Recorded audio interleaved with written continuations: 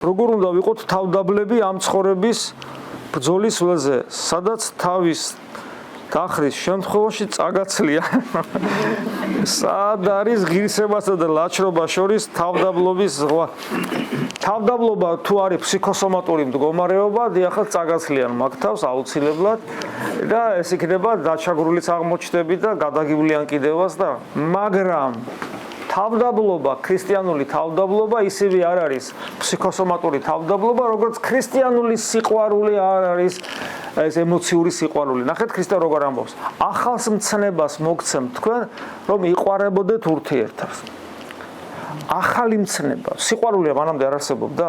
რა ახალ მცნებაზეა საუბარი? ეს არის ქრისტე თქვენში და თავდაბლობაც არის ქრისტე თქვენში.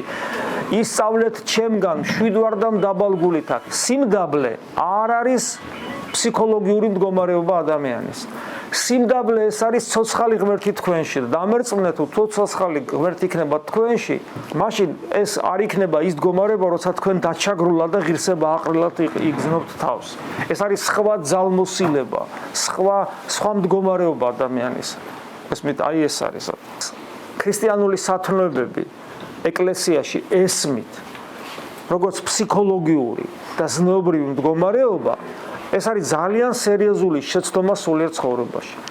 ქრისტიანული სათნოებები არის არა ზნეობრივი ფსიქოლოგიური მდგომარეობა, არამედ ქრისტე ჩვენში. ეს არის პრინციპული საკითხი სულიერ ცხოვრებაში.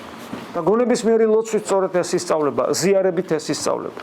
იმიტომ რომ თუ ქრისტიანული სათნოებები არის ფსიქოლოგიური მდგომარეობა და არა ქრისტე ჩვენში, მაშინ გონებისმიერი ლოცვა ზედმეტია და ევქარისტია ზედმეტია, როცა ჩვენ ვეზიარებთ, იმიტომ რომ ქრისტე დაამკვიდრდეს ჩვენს გულში. ქრისტე არის არა მარტო ადამიანი, ღმერთია ის.